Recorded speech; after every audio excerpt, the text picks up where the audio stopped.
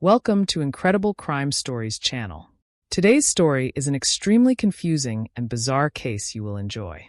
A girl left the gym and headed home just a few hundred yards away, but she never made it, sparking a massive police search. Over time, this case turned into one of the most notorious in modern Italy, leaving millions in shock. No one could have imagined that the twists and turns of this story would rival any detective movie, or that something like this could happen in real life. Yara Gambirasio was born on May 21, 1997, in a small Italian town called Brembate di Sopra. This quiet place was not far from Milan and has a population of just over 7,000 people and is known for its peaceful life, old architecture, and beautiful nature. Yara's family had lived there for generations, and she had loving parents, an older sister, and two younger brothers. Yara loved her hometown, and she went to the local school, had lots of friends, and was very active in gymnastics. Just a few hundred yards from her home was a big sports center, and Yara went there almost every week. On November 26, 2010, when she was 13, she planned to swing by the gym quickly to return a stereo to her coach. I was around 5:15 p.m. as she said goodbye to her parents and headed out, saying she'd be back in about an hour. Yara's parents weren't worried about letting her go out alone. Despite her age, their town was very safe, and the walk to the gym only took a few minutes, but that evening they started to get concerned because Yara was late. By 7 p.m., she still hadn't come back, which was unusual. At 7:11, her mom tried calling her, but it went straight to voicemail.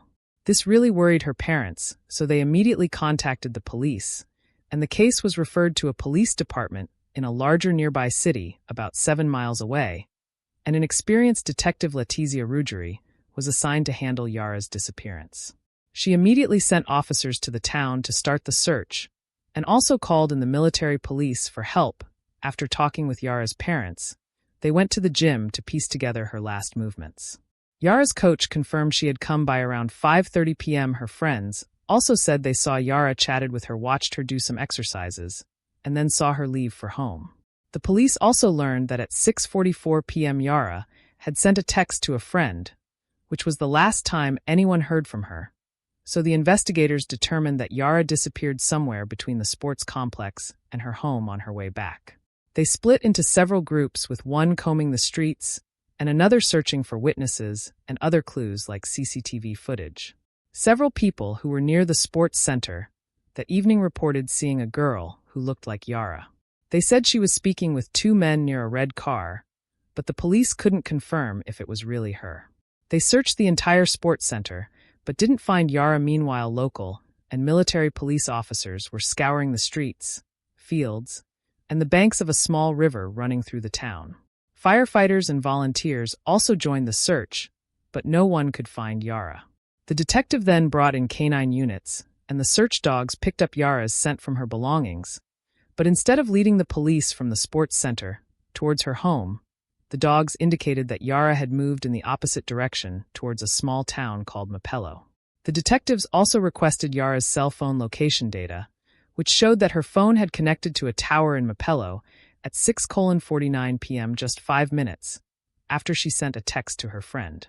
Given the distance from the sports center, it was almost certain that Yara couldn't have gotten there on foot, so she must have been transported by a vehicle. At this point, Yara's trail went cold, and the police had two main theories. The first, and most likely, was that she had been kidnapped. The second was that she might have run away, but there were serious doubts about this. In her last message, she had made plans to meet a friend the next day, making it hard to believe she would decide to run away. Just minutes later, despite their doubts, the investigator interviewed all of Yara's relatives and friends, but nothing indicated any issues at home, so they ordered wiretaps on the phones of all family members and several dozen other people. She took a bold step and requested cell phone location data for every phone that was in Mapello on the evening of Yara's disappearance. If it was indeed a kidnapping, the perpetrator's phone would have connected to the towers in the area, but identifying the culprit would still be extremely challenging. In total, the police received information on 15,000 phones that were in the town. That evening, they attempted to scrutinize each of these individuals, and a special team was set up to monitor thousands of numbers that seemed suspicious for various reasons. Meanwhile, active searches for Yara continued, but day after day they yielded no results. Letizia began to doubt that they would make any progress this way, and her last hope rested on the cell phone numbers, one of which had to belong to the kidnapper. Within a few days, the police had listened to thousands of hours of phone conversations, but none of them were related to Yara's disappearance. This continued until late November, when one of the officers suddenly heard a highly suspicious phrase a man on the phone said. "Forgive me, Lord, I didn't kill her." Investigators quickly identified the man as Mohammed Fiki, a construction worker from Morocco, who lived in the same town where Yara's phone signal had last been detected. The police tried to locate him, but there was a problem. The team monitoring the phone conversations was listening to recordings with a few days' delay, because it was impossible to process so many calls in real time. Fiki's call was only heard 3 days after it was made, and by the time the police became interested in him, he was already on a ship heading to Morocco. All of this looked extremely suspicious, so the Italian authorities decided to intercept the ship, and they found the man, arrested him, and brought him back to Italy. Meanwhile, investigators uncovered another chilling clue. They found Fiki's car and discovered a mattress with bloodstains in the trunk. The mattress was immediately sent to the lab, but here the police faced an unexpected twist. The blood didn't belong to Yara, and apparently wasn't even human. Upon further analysis of the cell phone recording, it was revealed that Fiki had said something completely different in his native language, and the officer had mistranslated the second part of the phrase. After conducting additional checks, investigators confirmed that Fiki had nothing to do with Yara's disappearance, and they had to release him. By that time, Yara's case had become one of the most well-known topics across Italy, with extensive coverage in the national media. Millions of people followed the search efforts, hoping she would be found alive. When news of Fiki's arrest hit the papers, many were convinced that the kidnapper had finally been caught. The news of his innocence came as a shock and disappointment. It meant that the investigators were back to square one, with no other leads to help them find Yara. The police continued to monitor phone conversations and search for other evidence, and do everything they could, but nothing seemed to lead anywhere. This continued for exactly 3 months until February 26, 2011.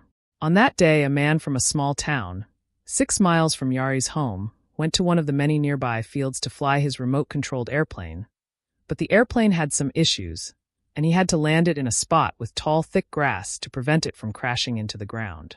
When he went to retrieve it, he noticed a pile of rags, and at first he didn't think much of it, but then he saw boots sticking out from under the pile and decided to call the police. Officers found a human body under the rags, but the level of decomposition made it almost impossible to visually identify the victim. However, when Letitia arrived at the scene, she immediately knew it was Yara, as she was wearing the same clothes she had on when she went to the sports complex.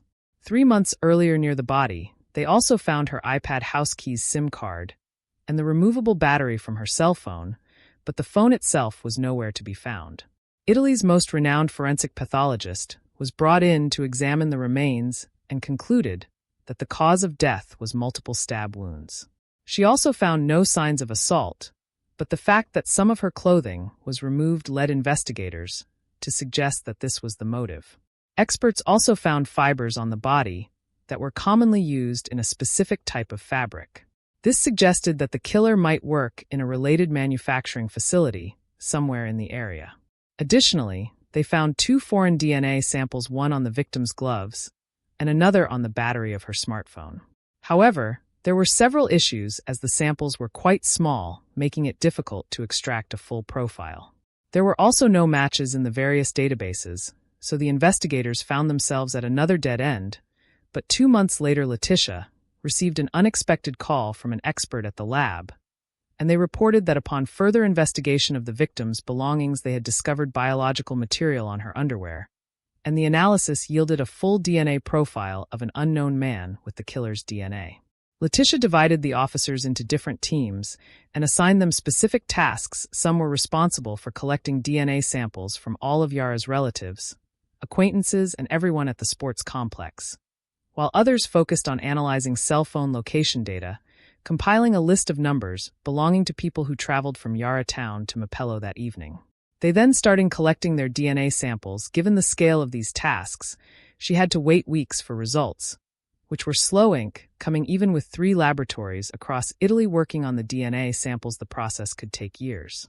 In the following months, the police collected thousands of DNA samples, but none matched the killer's profile. Meanwhile, Letitia kept thinking how to get new leads, and soon she had an idea. Not far from the field where Yara's body was found, there was a nightclub. Letitia knew that killers often leave their victims' bodies in familiar areas, and this club had a reputation for being a hotspot for people with criminal records and other shady individuals, so she decided to try this theory and collect DNA samples from all the visitors of that nightclub. Letitia assigned several officers to stand guard at the nightclub on Fridays and Saturdays, collecting DNA samples from everyone entering. Since all clubgoers had membership cards, investigators could access information on everyone who had visited the club in the past. Although Letitia knew the chances of success were slim, she wanted to try everything in her power due to the lack of other leads, and soon she received a call from the lab. DNA from one of the visitors matched the killer's profile, and the man's name was Damiano. But there was a problem: the match was only partial, and Damiano was quickly cleared as a suspect, since he was on another continent at the time of Yara's disappearance. But still, this was a significant breakthrough. Experts assumed that since his DNA only partially matched the killer's profile, Damiano must be related to the actual perpetrator. Letitia and her team began investigating Damiano's family to identify the most likely suspect, since this was before genetic genealogy became common in criminal investigations. This method was new and extremely challenging, and they soon made a surprising discovery. Damiano's mother had worked as a housekeeper for Yara family for 10 years, but left the job a few years ago when she found out that someone from her family might be the killer. The woman was deeply shocked. Despite this, the search for the suspect dragged on for many months. Letitia eventually concluded that none of Damiano's immediate relatives were Yara's murderer, which meant they would need to investigate hundreds, if not thousands, of distant relatives. As months passed without progress, the media began accusing Letitia and her team of incompetence and reluctance to work on the case. Several politicians joined in trying to have the detective removed, but they were unsuccessful. Despite the heavy pressure, Letitia continued to do everything in her power to identify the killer. She and her team examined various family trees and archival records dating back to 1716. They had to review thousands of individuals, repeatedly hitting dead ends. This continued until September 2011, when investigators finally made a breakthrough. One family tree led them to a man named Giuseppe, who was already deceased. However, his widow had preserved some postmarks with his saliva. Experts managed to extract a DNA profile, and the results showed that Giuseppe was very likely the father or grandfather of the killer, whose DNA was found on the victim's underwear. Giuseppe had 2 sons, and investigators obtained their DNA samples, but they faced another unexpected disappointment. Although the results showed a close match, neither of the sons was the killer. This left Letitia stumped. The killer had to be closely related to this family, but none of the male members showed a complete match. The only remaining possibility was that Giuseppe might have had a child with another woman, a child his family knew nothing about. Detectives focused on this lead, but uncovering such sensitive information proved extremely difficult, as they interviewed thousands of people who might have known or seen Giuseppe during his lifetime. Nearly a year later, they got an intriguing clue. Since the 1960s, Giuseppe had been visiting a spa complex in a small town near Milan without his wife. He stayed there for 2 weeks every May and never brought his family along. Letitia requested records of all visitors to the spa complex during those years. To her surprise, these documents were still available, and investigators began examining them. They compiled a list of all the women who stayed at the spa during the same time as Giuseppe. This process stretched over a year, but Letitia still didn't get any closer to identifying Giuseppe's possible lover. Meanwhile, the media caught wind of what they were doing, and the theory about a secret child sparked widespread interest across Italy. Journalists eager to capitalize on this attention began their own searches for children born from extramarital affairs. To their surprise, they uncovered many such stories. In one small village, for example, they found 5 such children. This continued until 2014, when investigators finally made some progress. With the widespread attention on the case, and the search for Giuseppe's possible lover. The police received numerous tips, but all of them led to dead ends. But in the summer of that year, they received a tip suggesting that Giuseppe might have had an affair with a woman named Esther Arzuffi. Reviewing their records, investigators suddenly discovered that they had already collected a DNA sample from Esther 2 years earlier. However, the results showed she was not related to the killer. Still, Letitia decided to request a new analysis, and the results were shocking. It turned out that the initial expert had mistakenly compared the killer's DNA with Yara's DNA instead of Esther's.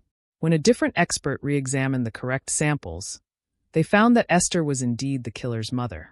With the long-awaited confirmation in hand, Letizia discovered that Esther had 3 children, including twins, a boy and a girl, who fit the age profile, although the twins were considered the children of Esther's legal husband.